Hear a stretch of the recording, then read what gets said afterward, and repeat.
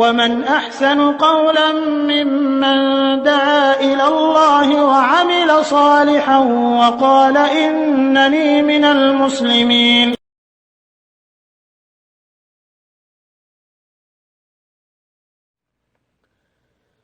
ওয়ালাইকুম আসসালাম রহমতুল্লাহি ওয়া বারাকাতুহু। মোহাম্মদ বাদল সম্ভবত নামটা, মুহতারাম ভাই প্রশ্ন করে জানতে চেয়েছেন যে আসলে স্বামীর প্রতি অর্থাৎ স্ত্রীর প্রতি স্বামীর মহাব্বত বৃদ্ধির কোনো নির্দিষ্ট দোয়া আছে কি না। সুন্দর কথা।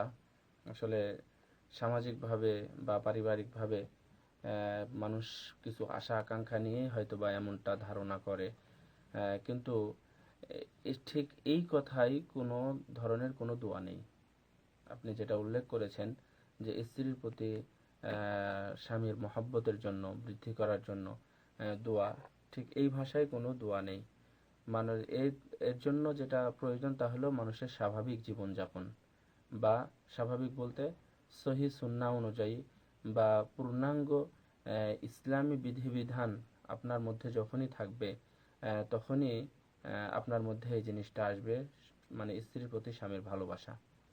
আর স্ত্রীর প্রতি স্বামীর বা স্বামীর প্রতি স্ত্রীর ভালোবাসা বা বেশি আকর্ষণের জন্য যে ধরনের কায়দা কৌশলগুলো সমাজে এখনো আছে, যেটা জাহেলি যুগে বা রাসূল সাল্লাল্লাহু আলাইহি সাল্লামের যুগেও এই ধরনের অধ্যায়গুলো ছিল, যেগুলোকে তাওলিয়া বলা হয়, যে স্বামীর প্রতি স্ত্রীর বেশি মহাব্বত বা বেশি টানের জন্য তারা এক ধরনের বিশেষ কিছু কায়দা করত, যেগুলোকে জাদু বলে উল্লেখ করা হয়েছে।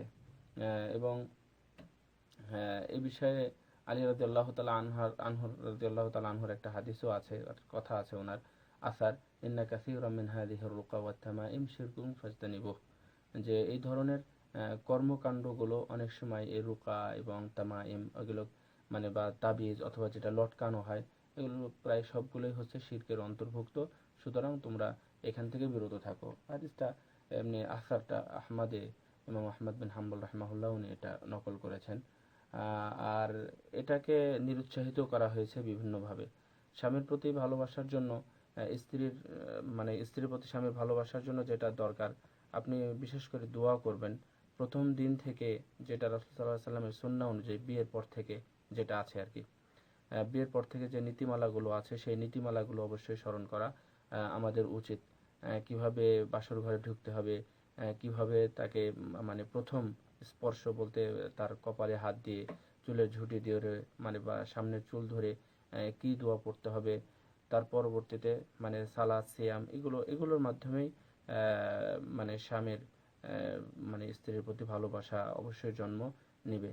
তবে এর জন্য একটা দোয়া বা কোরআনের আয়াত সেটা পড়তে পারেন, সেটা পারিবারিকভাবে ভালো থাকার জন্য, যে রব্বানা হাবলানা মিন আজওয়াজিনা ওয়া যুররিয়াতিনা কুররাতা আ'য়ুনিন ওয়াজআলনা লিল মুত্তাকিনা ইমামা।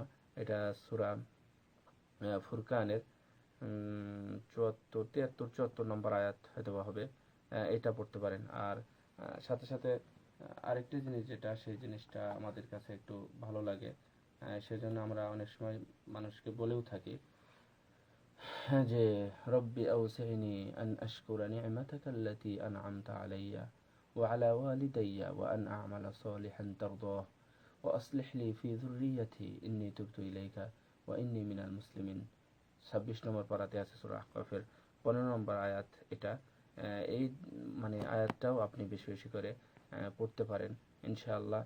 আল্লাহ রাব্বুল আলামিন যখন আপনাদের উপর সন্তুষ্ট হবেন, তখন দেখবেন যে আপনারা উভয়ের প্রতি ইনশাআল্লাহ সন্তুষ্ট থাকবেন, পিতামাতাকে কষ্ট না দিয়ে। তবে এক্ষেত্রে আমি একটা তাদবিকের কথা বলবো, যে স্বামী স্ত্রীর মধ্যে অনেক সময় সুখ শান্তি পরিলক্ষিত হয় না, যদিও টাকা আছে, যদিও অর্থ আছে, যদিও আমার চাকরি আছে, তারপরেও স্বামী স্ত্রীর মধ্যে এই ধরনের ভালোবাসা পরিলক্ষিত হয় না। তার কিছু কারণ আছে।